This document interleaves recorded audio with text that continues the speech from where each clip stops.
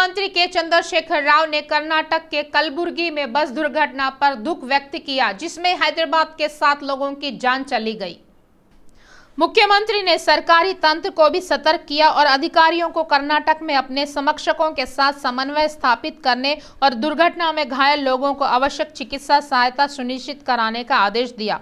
मुख्यमंत्री के चंद्रशेखर राव ने कर्नाटक में कलबुर्गी सड़क दुर्घटना में प्रत्येक मृतक को 3 लाख रुपए और प्रत्येक घायल व्यक्ति को 50,000 रुपए देने की अनुग्रह राशि देने की घोषणा की है।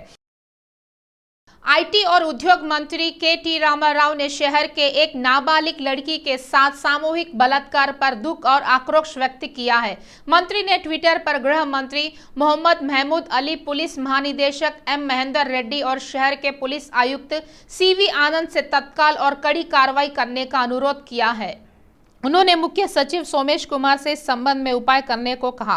मुख्यमंत्री ने मंत्रियों टी. हरीश राव और टी. श्रीनिवास यादव को भी अधिकारियों के समन्वय से शवों को उनके मूल स्थानों पर स्थानांतरित करने और घायलों को चिकित्सा प्रदान करने के निर्देश दिए हैं।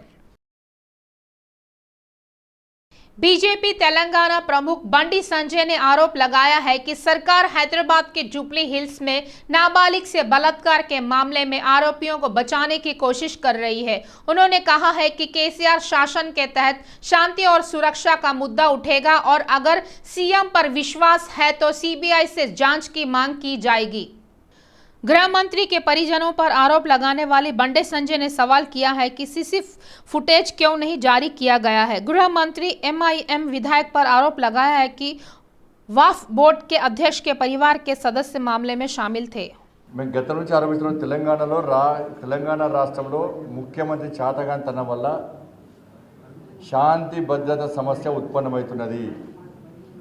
ఎక్కడ ఏ సంఘటన జరిగినా కూడా ఇలా పోలీస్ అధికారులు స్పందిస్తలేరు, రాష్ట్ర ముఖ్యమంత్రి స్పందిస్తలేరు। అందువలనే ఇవాళ హైదరాబాద్ అనేది క్రిమినల్స్కు అడ్డాగా మారింది, అక్రమ దందాలకు అడ్డాగా మారింది హైదరాబాద్। దేశవ్యాప్తంగా హైదరాబాద్ మీద చర్చ జరుగుతూ ఉన్నది। దీని మీద ఇంతవరకు రాష్ట్ర ముఖ్యమంత్రి స్పందించలేదు। ఇలా 28 రోజు అసలు ఏమంటున్నారంటే అసలు ఆ పబ్బులో పార్టీ అరేంజ్ చేసింది ఎవరు? మైనర్ విద్యార్థులను కానీ ఎందుకు ఎట్లా దానికి అనుమతించారు? 28 రోజు సంఘటన జరిగింది। అర్ధరాత్రి పోయి అమ్మాయి కుటుంబ సభ్యులు ఫిర్యాదు చేశారు। అమ్మాయి ఫిర్యాదులో ఆమెను ఎవరెవరు ఏ విధంగా అత్యాచారం చేసినది పూర్తిగా ఫిర్యాదులో పేర్లను స్పష్టంగా పేర్కొన్నది।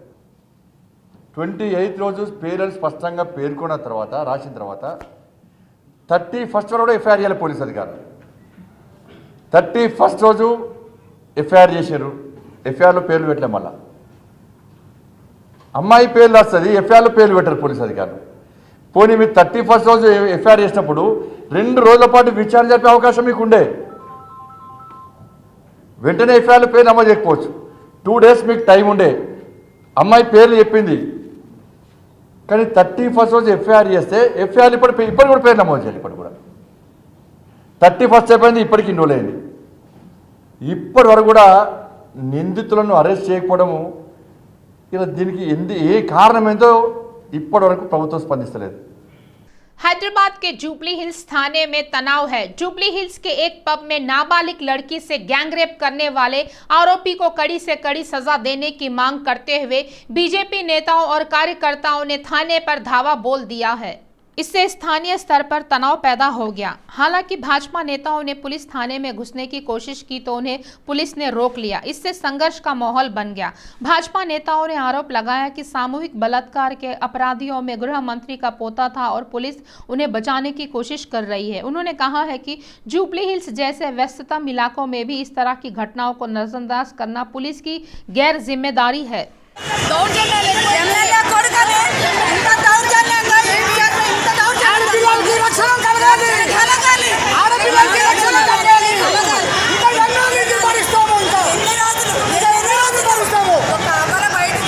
जुबली हिल्स पुलिस ने जुबली हिल्स सामूहिक बलात्कार मामले में एक व्यक्ति की गिरफ्तारी की घोषणा की है।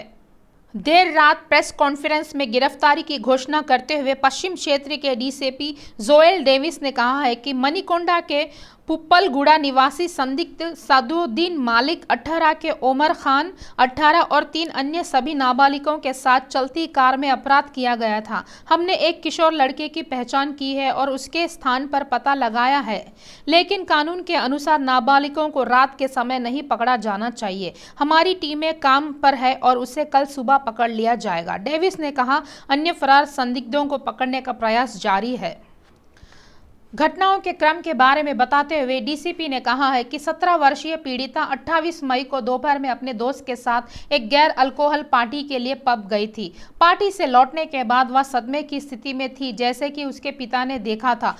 उसके परिवार वालों ने यह जानने के बाद कि कुछ युवकों ने उसके साथ छेड़छाड़ की तो उसके पिता ने शिकायत दर्ज कराई। उन्होंने कहा 31 मई को पिता से शिकायत मिलने पर जुबली हिल्स पुलिस ने सबसे पहले महिला का शीलभंग करने का मामला दर्ज कर धारा 354 और पोक्सो एक्ट के तहत मामला दर्ज कर जांच में कर रही है। पार्टी से लौटने के बाद वह सदमे की स्थिति में थी, जैसा कि उसके पिता ने देखा था। यह जानने के बाद कि कुछ युवकों ने उसके साथ छेड़छाड़ की, उसके पिता ने शिकायत दर्ज कराई। उन्होंने कहा 31 मई को पिता से शिकायत मिलने पर जुबली हिल्स पुलिस ने सबसे पहले महिला का शीलभंग करने का मामला दर्ज कर धारा 354 और पोक्सो एक्ट के तहत मामला दर्ज कर जांच कर रही है। एक मानक संचालन प्रक्रिया के रूप में उसे एक चिकित्सा परीक्षा और भरोसा केंद्र के लिए भेजा गया, जहां उसने महिला अधिकारियों को परीक्षा के बारे में बताया। एक बयान दर्ज किया गया और जुबली हिल्स पुलिस को भेज दिया गया, जिसके बाद मामले को सामूहिक बलात्कार और पोक्सो अधिनियम की अन्य संबंधित धाराओं में बदल दिया गया। डेविस ने कहा है कि अब तक लगभग 4 दिन हो चुके थे और पीड़िता शायद ही खुलासा कर सके, संदिग्धों के बारे में विवरण दे। हालांकि उसके द्वारा दी गई एक लीड के साथ task force CCL law and order सहित पुलिस टीमों ने सीसीटीवी फुटेज को शुरुआती बिंदु से अंत तक एकत्रित किया और कॉल डेटा रिकॉर्ड की जांच की। हमने पब में शुरुआती बिंदु से सभी कैमरों को सत्यापित किया जहां से वह कार में बैठी थी, उन सभी जगहों पर जहां कार गई थी, जब तक कि वह पब में वापस नहीं आ गई, जहां संदिग्धों ने अपराध करने के बाद उसे वापस छोड़ दिया। पीड़िता के बयान और अन्य विवरणों से सभी सबूतों की पुष्टि हुई है, जिससे संदिग्ध की पहचान और गिरफ्तारी हुई। डीसीपी ने कहा, गृह मंत्री मोहम्मद महमूद अली के पोते की संलिप्तता की रिपोर्ट पर प्रतिक्रिया देते हुए डीसीपी ने स्पष्ट किया है कि वे निराधार आरोप थे। अन्य संदिग्धों के लिए डीसीपी ने कहा है कि संदिग्धों या उनके रिश्तेदारों के नामों का खुलासा नहीं किया जा सकता, क्योंकि संदिग्ध नाबालिग थे।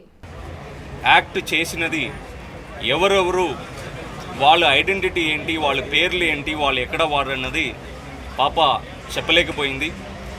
ఎందుకంటే ఆ దుర్మార్గులు నిందితులు ఆ పాపని నేమ్స్ ఏమి రివీల్ చేయకుండా ఆ పార్టీ జరిగే ప్లేస్ నుంచి తీసుకెళ్ళి ఈ యాక్ట్కి పాల్పడడం జరిగింది. ఆ పాప ఒకటే ఒక పేరు మాత్రం చెప్పడం జరిగింది. సో ఇమీడియట్లీ మా పోలీస్ కమిషనర్ గారు ఈ సీరియస్నెస్ని గుర్తించి అన్ని టాస్క్ ఫోర్స్ ఆఫీసర్స్, సిసిఎస్లో ఉన్న టెక్నాలజీ వింగ్, మా జోన్లో ఉన్న ఆఫీసర్స్ అందరితో డిఫరెంట్ బృందాలు ఏర్పాటు చేయడం జరిగింది. వారితో పాటు మేము సిడిఆర్ అనాలిసిస్ చేసి సీసీ ఫుటేజెస్ మొత్తం కలెక్ట్ చేసి టెక్నికల్ వింగ్ మొత్తం అనలైజ్ చేసి పాప స్టేట్మెంట్ ఏదైతే చెప్పిందో దానికి కొరాబరేట్ అవుతుందని మేము 1కి 10 సారి దాన్ని మళ్ళీ చెక్ చేసి 5గురు నిందితుల్ని, పాప చెప్పినది కూడా 5గురు ఉన్నారని చెప్పడం జరిగింది. 5గురు నిందితుల్ని గుర్తించడం జరిగింది. దీనిలో విక్టిమ్ పాప ఒక స్టేట్మెంట్, రెండవది సీసీ ఫుటేజెస్ డిఫరెంట్ ప్లేసెస్లో ఉన్నవి, ఇంకా వాళ్ళు సిడిఆర్ అనాలిసిస్, అదర్ టెక్నికల్ అనాలిసిస్లో మేము మినిట్ టు మినిట్ ప్యాచ్ చేసి ఈ 5గురిని మేము గుర్తించడం జరిగింది. विधायक कालेरू वेंकटेश ने अंबरपेट संभाग के तहत पटेल नगर में शहरी विकास कार्यक्रम की शुरुआत की है। संभाग की विभिन्न कॉलोनियों की समस्याओं की जानकारी ली और लोगों को जागरूक किया। विधायक ने संभाग में कई विकास परियोजनाओं का किया शिलान्यास। अंबरपेट संभाग के पटेल नगर में 4.5 लाख रुपए की लागत से सीसी सड़कों और भाग अंबरपेट संभाग के विनायक नगर में 6 लाख रुपए की लागत से सीसी सड़कों के निर्माण का शिलान्यास किया गया। उन्होंने कहा कि यह खुशी की बात है कि राज्य सरकार शहरी विकास कार्यक्रम चला रही है, इससे विभागों का विकास होगा।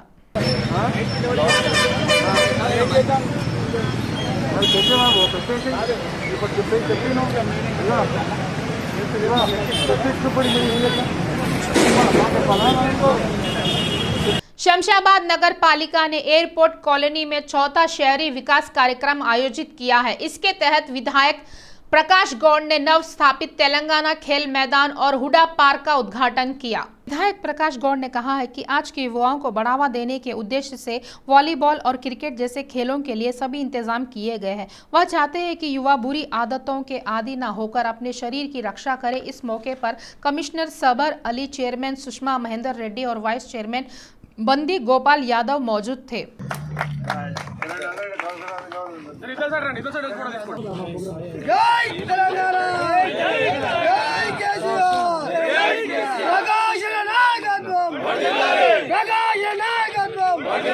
स्थानीय भाजपा पार्षद श्रवण ने मल्काजगिरी संभाग का दौरा किया। लोगों से संभाग की विभिन्न कॉलोनियों की समस्याओं के बारे में पूछा गया। बाद में संबंधित अधिकारियों से बात करें और मुद्दों पर तत्काल कार्रवाई का सुझाव दें। उन्होंने कहा है कि इस अवसर पर बस्ती वासियों द्वारा उनके संज्ञान में लाए गए मुद्दों पर अधिकारियों के साथ तुरंत चर्चा की गई। इस कार्यक्रम में जीएचएमसी इंजीनियरिंग, किट विज्ञान, स्वच्छता, जल निर्माण आदि के अधिकारियों ने भाग लिया।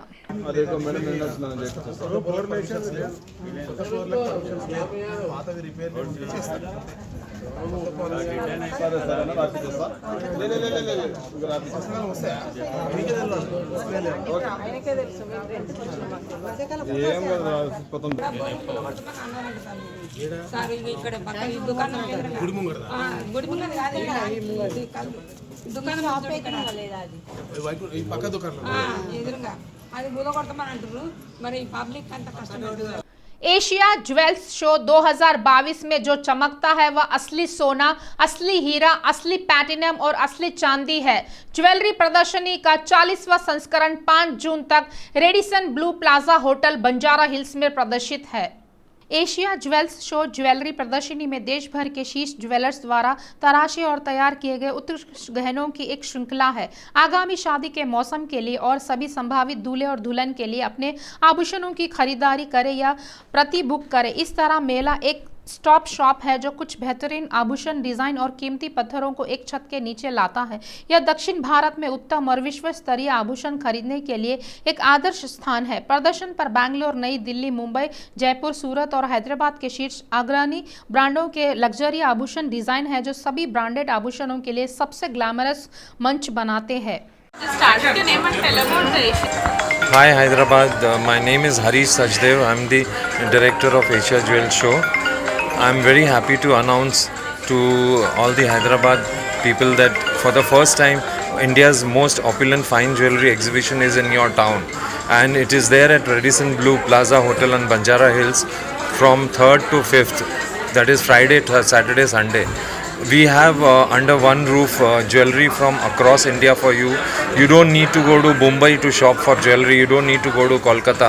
We have under roof Mumbai, Delhi, Kolkata, Jaipur, Mumbai and Bangalore, places all over India. We have the finest jewelry for you. The designs which you may have never seen, the designs which you may have, the most exotic and the latest new designs which you have never seen in the markets.